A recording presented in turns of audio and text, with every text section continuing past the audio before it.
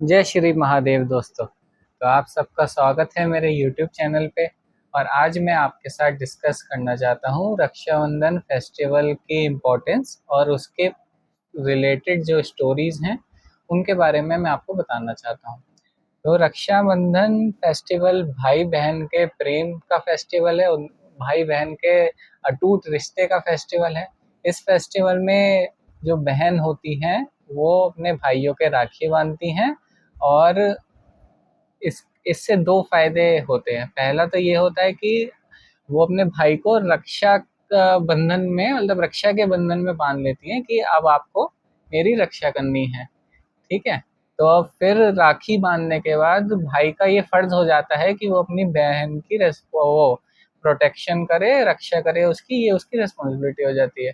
और दूसरा इसका ये फायदा होता है कि वो जो राखी बांधती हैं तो वो राखी एक रक्षा कवच की तरह काम करती है कि अब ये राखी भाई की रक्षा करेगी और भाई भाई को बुरी चीजों से, उसके लाइफ में जो परेशानियां हैं उनसे दूर करेगी।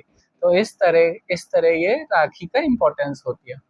इसमें ज्यादातर ऐसा होता है कि अगर बहन दूर है तो बहन ही भाई के घर आती है। ज्यादातर केसेस, मतलब जनरली ऐसा किया जाता है। ठीक है। तो ये इसकी इम्पोर्टेंस थी। अब इसके पीछे क्या क्या स्टोरीज हैं।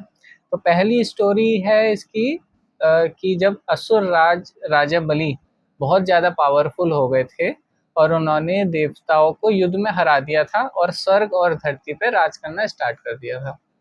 तब ये हुआ था कि उसके बाद इन्होंने 101 यज्ञ का निर्णय लिया था कि मैं 101 यज्ञ करूंगा, जिसके बाद देवता फिर कभी भी राजा बलि को हरा नहीं पाते। तो सारे देवता परेशान हो गए, इंद्र परेशान हो गए। इंद्र फिर विष्णु जी के पास गए कि हमारी मदद कीजिए, हम ऐसे बहुत परेशान हैं और असुरों ने हमारे कब्जा कर लिया है स्वर्ग पे।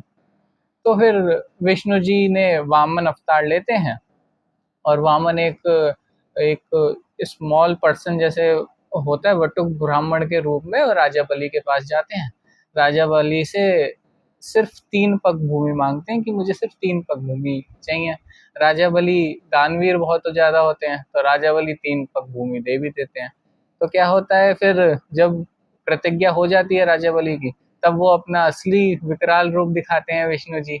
और पहली भूमि में, पहले पहले पग में पूरा स्वर्ग नाप लेते हैं, दूसरे पग में पूरी धरती नाप लेते हैं। अब फिर पूछते हैं तीसरा पग मैं किधर रखूं।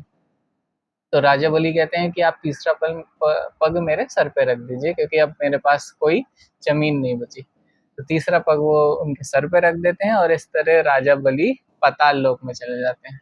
विष्णु जी उनकी इस बात से प्रसन्न होके उनको कहते हैं कि राजा बलि, मैं आपके कर्मों से, मतलब इससे प्रसन्न हुआ हूँ कि आप अपने उस पे रहे, प्रतिज्ञा पे रहे। तो आप मेरे से अब वर मांगिए। तो राजा बलि कहते हैं कि विष्णु जी, मैं आपके इस रूप का हमेशा दर्शन करना चाहता हूँ। आप मेरे द्वारपाल बन के अब पाताल लोक पे ही वास करिए और मेरे द्वारपाल रहे, कि जब भी मैं आऊं तो मैं आपके दर्शन करूं, और मैं कहीं से वापस कहीं को जाऊं तो मैं आपका दर्शन करूं। तो फिर अब विष्णु जी को ये वर भी मानना पड़ता है उनका, और विष्णु जी को वैकुंठ वैकुंठ धाम छोड़ के पाताल लोक में उनका द्वारपाल ऐसे बनना पड़ता है। फिर क्या होता है, अब वैकुंठ धाम उन्होंने छोड़ दिया तो माता लक्ष्मी इसमें बहुत चिंतित हो जाती हैं कि अब क्या होगा, मैं नारायण भगवान को कैसे वापस लाऊं। तो वो वैसे ही शिव जी से हेल्प लेती हैं कि क्या करें अब इस सिचुएशन में। तो वो कहते हैं कि राजा बलि एक वचन बंद बंद पर्सन है, तो आप उनको किसी वचन बंधन में बांध लीजिए और इस तरह आप विष्णु जी को दोबारा मांग सकते हैं। तो माता लक्ष्मी एक साधारण कन्या के रूप में राजा बलि के पास जाती हैं और उनके पास एक रक्षा सूत्र होता है। तो वो कहती हैं कि हमें मुझे ये रक्षा सूत्र आपको बांधना है और आपको मेरी फिर रक्षा करनी होगी। तो वो उनके रक्षा सूत्र मान देती हैं राजा बलि के। राजा बलि फिर उनसे कहते हैं कि अब मैं ये प्रण लेता हूँ कि मैं तुम्हारी रक्षा करूंगा और ये मेरी रिस्पॉन्सिबिलिटी है, और अब तुम मेरे से वर मांगो। तब माता लक्ष्मी फिर अपने असली रूप में आ जाती हैं और उनसे विष्णु जी को ही मांग लेती हैं कि अब आप मुझे विष्णु जी को वापस दे दीजिए।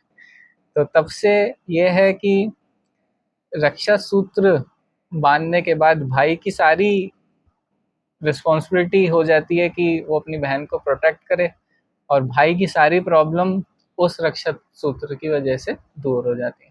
तो ये पहली स्टोरी ये थी कि रक्षाबंधन की पहली स्टोरी ये थी कि इसलिए बहनें राखी बांधती हैं। दूसरी स्टोरी इसमें ये है कि असुर और देवताओं में युद्ध हो रहा था, और इंद्र इंद्रदेव और देवता हार रहे थे उस युद्ध में।